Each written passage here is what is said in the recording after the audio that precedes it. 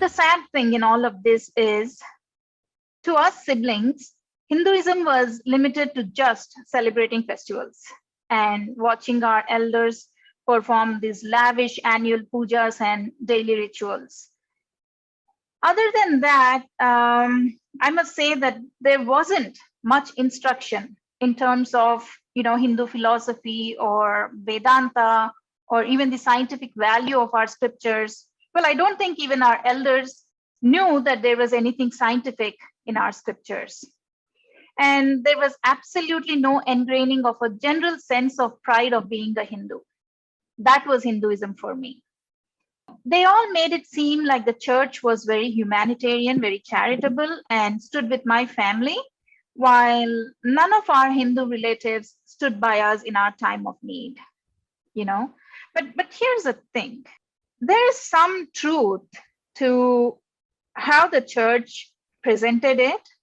It is true that I can talk from our perspective, my family's perspective. So it's true that our Hindu relatives who we entertained until that point for pujas and annual events, functions, festivals, and all that, turned us away when we needed them.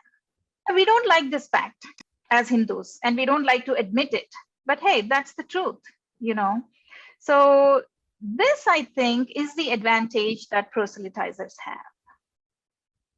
And it's just an advantage that they are taking. It's just a situation that they are taking advantage of, not that they care for human beings or that they care for their neighbors or anything. They have an agenda, and we all know what that is.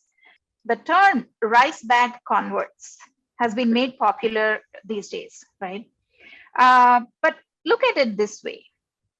If a rice bag is what a Hindu family is converting for, why not a fellow Hindu supply it to the needy Hindu and prevent him from becoming a booked fish?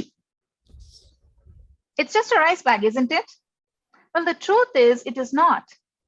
It is more than just a rice bag. Now, unless rice bag is just a metaphor for all that the church promises to provide to the convert. Whether it keeps the promise or not is a different thing, right? So we know it doesn't, which is why we are seeing converts returning to their roots. But to a vulnerable person, get into his shoes and understand this. To a vulnerable person who just wants his troubles to vanish magically, now that promise, that shoulder at that moment is more than enough.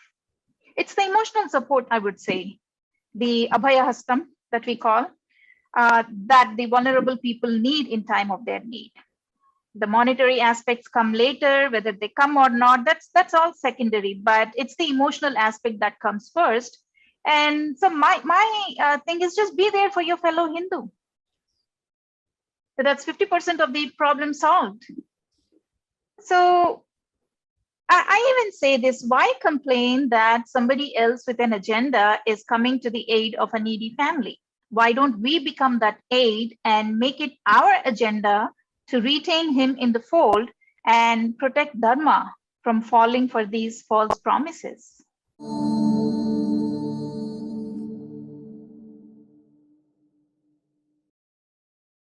Please remember to subscribe to us and switch on the notifications for this channel.